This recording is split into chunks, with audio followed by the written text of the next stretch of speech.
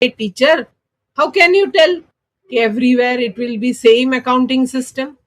If you do the accounts in anywhere in the world.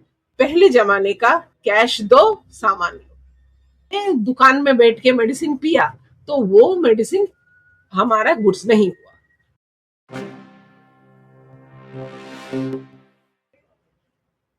हाय बच्चों, I am your teacher again with a new video.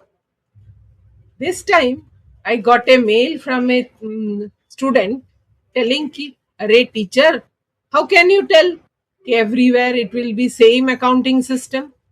If I learn once the accounting system, I can go to any place and do the accounting.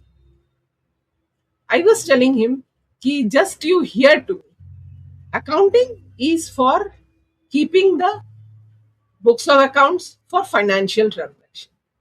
So now we will find how a single thing, if you understand properly, you can do the accounts in anywhere in the world. So now we will learn basis of accounting. There are mainly three bases of accounting. First is cash basis. Second is mercantile basis or accrual basis. And third one is mixed or hybrid basis. Cash basis means whatever you receive in cash, hard cash, पैसे में जो मिलता है, पैसे में मिला, जीपे में मिला, तो it is receipt and that becomes an income. And if you are paying by cash or GPay or anything in hard cash, that is expenses paid. This type of accounting is called cash basis accounting. No lending business, only cash. एकदम पहले जमाने का cash दो सामान लो. Afterwards, people felt that cash basis accounting is little difficult because if anyone is taking anything on rent और खाता में लिख के रख दो, मैं बाद में देने वाला हूँ, like this system will not work. For that, it came accrual system. Under accrual system of accounting, accrual system में हम क्या करेंगे? जब हम इनकम अर्न कर लिया, सोचो मैंने महीने भर काम किया और मेरा सैलरी आता है नेक्स्ट महीने में 1 तारीख को, पर मैं सोचेगी मेरा महीने का सैलरी जुलाई महीने में ही 31 तारीख 1 तारीख से 31 तारीख को ही सैलरी आ गया. फिर सोचो इंटरेस्ट, बैंक अभी इंटरेस्ट देता है एक क्वार्टर का, वो देता है लास्ट दिन ऑफ उस क्वार्टर का, 3 महीने के बाद वो देता है, लेकिन रसीद आता है हमको नेक्स्ट महीने में, एक क्वार्टर के नेक्स्ट महीने में, नेक्स्ट क्वार्टर के फर्स्ट मंथ में, तो दैट इज accrual.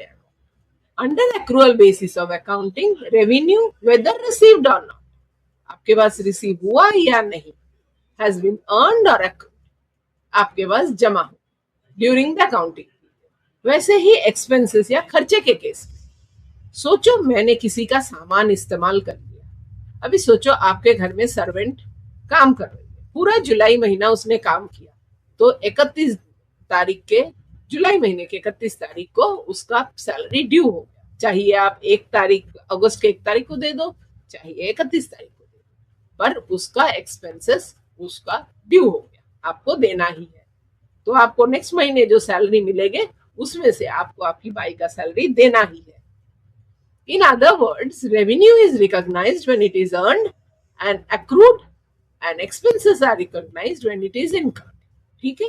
अभी any income whether received or not and any expenses whether paid or not is the income and expenses. ठीक है? अभी लोगों को लगा कि अरे ये इतना समझ नहीं आता है, तो किसी ने चालू किया कैश और एक्रूअल दोनों का मिक्सचर का एक अकाउंटिंग. तो ये अभी आज के जमाने में अगर वो बुक को लीगल बनाना है तो मिक्स्ड बेसिस आप नहीं रख सकते, क्योंकि मिक्स्ड बेसिस रखने से एक बड़ा मुश्किल है कि आपको डबल अकाउंटिंग हो जाएगा. एक बार कैश में पे करने से हो जाएगा और एक बार खर्चा हुआ करके सोच लेंगे. तो उसीलिए मिक्स्ड और हाइब्रिड बेसिस जनरली यूज नहीं होता है. ठीक है? तो हम लोग अभी नेक्स्ट कैरेक्टरिस्टिक्स में जाएंगे, qualitative characteristics of accounting information. Accounting means numerical, qualitative presentation of business transaction of financial nature. While recording the accounting information in the books of account, we must observe a qualitative characteristics of accounting. Qualitative characteristics क्या है? हमें reliably accounting information को रखना है, relevant accounting information ही रखना है. Extra extra information रखेंगे तो आदमी को कंफ्यूजन होगा. ठीक है. अंडरस्टैंडिंग अच्छे से होना चाहिए और उस अकाउंटिंग का चीज सभी से कंपेरेबल होना चाहिए. अभी आप बिजनेस कर रहे हो कपड़े का, नेक्स्ट पर्सन आपके पड़ोसी भी बिजनेस कर रहा है कपड़े का, तो कैसे पता चलेगा कौन प्रॉफिट कर रहा है? अगर एक ही टाइप के अकाउंटिंग नहीं रखेंगे तो. इसीलिए कंपेयर होने लायक भी होना चाहिए, कंपेरेबिलिटी होना चाहिए. अभी हम टर्मिनोलॉजी समझेंगे. अभी देखो, ट्रांजैक्शन. ट्रांजैक्शन का मतलब क्या होता है? Exchange of goods and services between two parties, two persons for money और money is worth in the is known as transaction. अभी आप बोलोगे अरे मनी इज वर्थ क्या होता है? मनी इज वर्थ मतलब बार्टर सिस्टम. मैंने आपको चावल दिया, आपने मुझे गेहूं दिया. पर आजकल के जमाने में वो बार्टर सिस्टम वाला चीज नहीं होता है. या तो कैश में होता है, नहीं तो उधारी में होता है, क्रेडिट में होता है.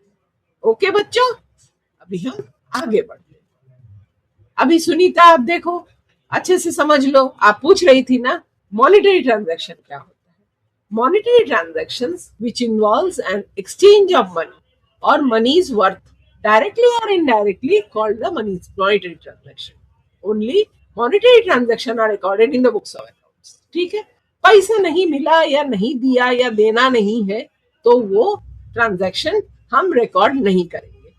हमने किसी को कोई आया और किसी को अपना कपड़ा दे दिया या किसी को अपने गहने दे दिए तो वो मॉनेटरी ट्रांजैक्शन नहीं है, उसीलिए उसे हम अकाउंटिंग नहीं कर सकते. A credit transaction is one in which cash is not received or paid immediately.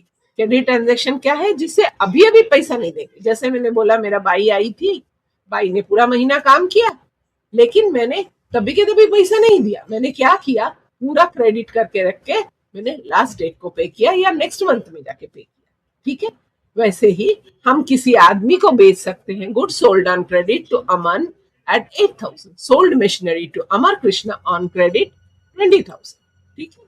अभी नॉन मॉनिटरी ट्रांजैक्शन क्या चीज है? Transaction which does not involve exchange of money is called non monetary transaction. ठीक है. उसे बार्टर सिस्टम भी कहा जाता है. अभी हम देखेंगे कि ये ट्रांजैक्शंस कैसे एंट्री करते हैं, हम रिकॉर्ड कैसे करते हैं. हम प्रॉपर फॉर्म में बुक्स ऑफ अकाउंट्स में एंट्री करना है. तो जहां भी हम एंट्री करेंगे, हम पहला तो एंट्री करेंगे, फिर उसके नीचे उसका नरेशन लिख के रखेंगे. उसको क्या चीज है वो लिख के रखेंगे. For which entry is passed is called narration. आप लोग याद रखोगे, एंट्री किसको कहते हैं? लिखने को. नरेशन किसको कहते हैं? उसका डिस्क्रिप्शन को. और जब भी हम लिखेंगे, it is always given in bracket below the journal. Below the चीज हमें जो रिकॉर्ड करते हैं उसके नीचे हम ब्रैकेट में लिखते हैं और उसके साथ एक बीइंग यूज करते हैं. ठीक है. अभी पहला चीज हम देखेंगे क्या है, गुड्स. गुड्स का मतलब क्या है? गुड्स का हर समय मतलब सामान है, लेकिन उसमें मर्केंडाइज माने कोई भी चीज जो बेचा खरीदा जा सकता है. कुछ कमोडिटी, कुछ आर्टिकल्स और things in which trader trades. ठीक है. These are purchased or manufactured for the purpose of sale and to earn profit. Goods उसे ही कहा जाएगा जिसे हम बेचने के लिए कर रहे हैं. जैसे हम अपने बिजनेस में एक सोफा रखा सिर्फ बैठने के लिए, तो वो गुड्स नहीं माना जाएगा. हमने एक बिजनेस में एक टाइपराइटर रखा, वो सिर्फ टाइप करने के लिए. कंप्यूटर रखा, कंप्यूटर में बिल बनाने के लिए, तो वो सब हमारा ट्रेडर गुड्स नहीं हो. Medicine are goods only for chemist. पर मैं दुकान में बैठ के मेडिसिन पिया तो वो मेडिसिन हमारा गुड्स नहीं हुआ. Vegetable are goods for only vegetable vendors and not for household people. Parts like tyre, engine, gear box, cable are produced by a vehicle manufacturer like Bajaj auto और Hero motors, उनके लिए ये goods है, ठीक है। अभी एसेट, एसेट क्या चीज होता है? एसेट वो चीज होता है जिस पे बैठ के हम काम करते हैं, जिसे हम बेचते या खरीदते नहीं है। Assets are physical thing, right, own that has monetary value is called an asset. Ownership of the asset must be with the business unit, ठीक है। वो बिजनेस यूनिट का एसेट होना चाहिए, बिजनेस यूनिट की संपत्ति है वो। Land, goodwill, patent, computer etcetera. Types of asset, अभी कितने टाइप ऑफ एसेट होते हैं? एक फिक्स्ड एसेट होते, एक करंट एसेट होते, एक फिक्टिशियस एसेट। फिक्स्ड एसेट क्या है? जो हिलता डुलता नहीं है, एक ही जगह पे बैठे रहता है। और करंट एसेट क्या है? जिसको रोज रोज हम कैश बना सकते, जैसे किसी से उधारी लिया तो उसको जैसे ही वो पैसा देगा वो कैश हो जाएगा, तो वो करंट एसेट है, कि जिसका पैसा हम मिल जाएगा ड्यूरिंग हमारा बिजनेस का जो ऑपरेटिंग ईयर है। बिजनेस एक साल हो सकता है, 6 महीने वाला बिजनेस हो सकता है, सीजनल बिजनेस हो सकता है, तो वो करंट एसेट है। अभी फिक्टिशियस एसेट, फिक्टिशियस एसेट क्या है? इमेजिनरी चीज। हमने सोचा हमारा एडवर्टाइजमेंट 4 साल चलेगा, तो एडवर्टाइजमेंट दिखता नहीं है, लेकिन वो भी हमारा एक गुड्स है जिसे हमने पे किया है, ठीक है। वो फिक्स्ड एसेट्स है, फिक्टिशियस एसेट्स हो गया, ठीक है। अभी एसेट्स हो गए, अभी नेक्स्ट थिंग आया लायबिलिटीज। लायबिलिटी मतलब किसी को देने वाला चीज, किसी को देने वाले चीज में एक तो लंबा हो सकता है, बहुत दिनों के लिए, हमको आज नहीं देना, हमको 4 साल बाद देना है। एक तो हो सकता है कल ही मुझे दे देना है, तो कल ही देने वाले को करंट लायबिलिटी कहते हैं। बहुत दिन रहेगा तो उसे नॉन करंट लायबिलिटी कहते हैं, ठीक है। और जिसका अभी तक कुछ बात ही नहीं है, सोचो अगर बारिश गिरेगा तो मैं आपको 500 रुपया देगी, तो अगर बारिश गिरेगा is happening of the thing, उसी लिए उसे कंटिजेंट लायबिलिटी, ठीक है। जैसे worker makes a claim of compensation of 5,000 against the business and the decision is pending in the court, तो ये हो गया कंटिजेंट लायबिलिटी, ठीक है। अभी नया थिंग है नेटवर्क या ओनर्स इक्विटी। ओनर्स इक्विटी किसको कहते हैं? ओनर का कैपिटल को कहते हैं। और कैपिटल या कैपिटल को खर्चा करके जो रिजर्व बना, जो प्रॉफिट बना, उसको कहते हैं नेटवर्क। तो नेटवर्थ हम याद रखेंगे, net worth includes capital plus reserves. हाँ राजीव, देखो नेटवर्थ आप याद रखना, कैपिटल प्लस रिजर्व्स। कैपिटल कैसा हो सकता है? ओनर्स कैपिटल भी हो सकता है, डेट कैपिटल भी हो सकता है, किसी से उधारी लेके भी हम बिजनेस चला सकते हैं, ठीक है। तो हमारा मेन फॉर्मूला कैसे होगा? एक तरफ हमारी संपत्ति होगी, दूसरी तरफ हमें देने वाला चीज रहेगा, और तीसरा चीज होगा हमारा कैपिटल, जिससे हम बिजनेस चलाते हैं, ठीक है। अभी कैपिटल और ड्राइंग दोनों में क्या अंतर है? कैपिटल मतलब जिस चीज को से हम बिजनेस चलाते हैं, और ड्राइंग क्या है? बिजनेस ओनर तो आदमी है, इंसान है, उसको भी कुछ पैसे की जरूरत होगी, तो वो बिजनेस से पैसा उठा के लेके जाता है, उसको कहते हैं ड्राइंग्स, ठीक है। अभी नेक्स्ट थिंग क्या है? डेटर और क्रेडिटर। डेटर मतलब a person who has to pay to the business. Debtor माने रिसीवेबल, हमें बिजनेस में कुछ रिसीव होने वाला है, और क्रेडिटर माने हम बिजनेस से पे कर देने वाले हैं, ठीक है। अभी ये पे कर देने वाले और लेने वाले में जो हम पे नहीं करने वाले या लॉस हो जाता है, उसको बैड डेट बोलते हैं, ठीक है। Expenditure and types of expenditure. एक टाइप ऑफ एक्सपेंडिचर होता है कैपिटल एक्सपेंडिचर। कैपिटल एक्सपेंडिचर क्या है? जो बड़ा बड़ा एक्सपेंडिचर, और जिससे हम बिजनेस नहीं चलाएंगे, बट जिसपे बैठ के बिजनेस चलाएंगे। जैसे परचेज ऑफ मशीनरी, एक मशीनरी परचेज किया जिससे हम सामान बनाएंगे, बिल्डिंग बनाया जिसपे बैठ के बिजनेस करेंगे, कंप्यूटर बनाया, कंप्यूटर खरीदा जिससे हम बिल बनाएंगे, तो ये सब हो गया कैपिटल एक्सपेंडिचर। और रेवेन्यू क्या चीज हो गया? जो रोज के बिजनेस में खर्चा हो रहा है, जैसा rent paid, salary paid, wages paid, इसको कहते हैं revenue expenditure. Is an expenditure from which no future benefit is expected, but having the immediate or short term benefit may be less than 1 year. It does not increase the profit earning capacity of the organization. These are normal day-to-day operating expenses. उसे operating expenses of the business भी कहते हैं, ठीक है। Deferred revenue, कुछ revenue ऐसा होता है जिसका पैसा आज ही नहीं मिलने वाला, जैसा मैंने एडवर्टाइजमेंट लगाया, लेकिन उसका तो इमीडिएटली फायदा नहीं मिल जाएगा, मैंने लीगल बहुत खर्चा किया, पर उससे तो मेरे को आज के आज बड़ा बिल्डिंग मिल गया, लैंड मिल गया, ऐसा नहीं होगा। लीगल एक्सपेंसेस, कोर्ट में केस चलेगा काफी दिन, उसके बाद मुझे फायदा मिलेगा। तो उसे कहते हैं डेफर्ड रेवेन्यू। डेफर्ड मतलब पीछे कर दिया।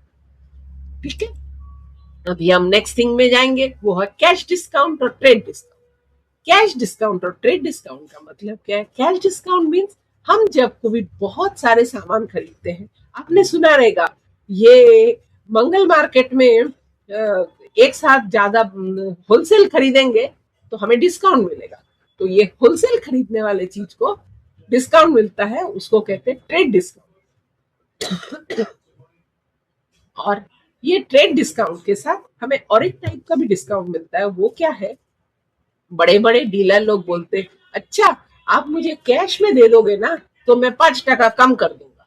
वैसा 5% कम कर देगा, वो बात है cash discount.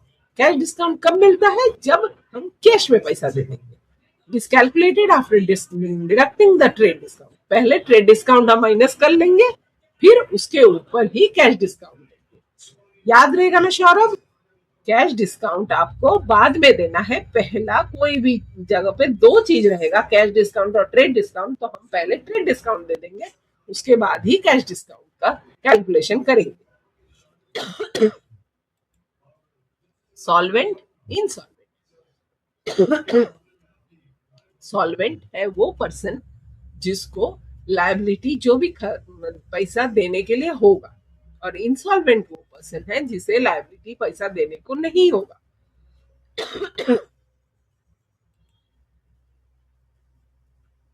Trading concern and not for profit concern.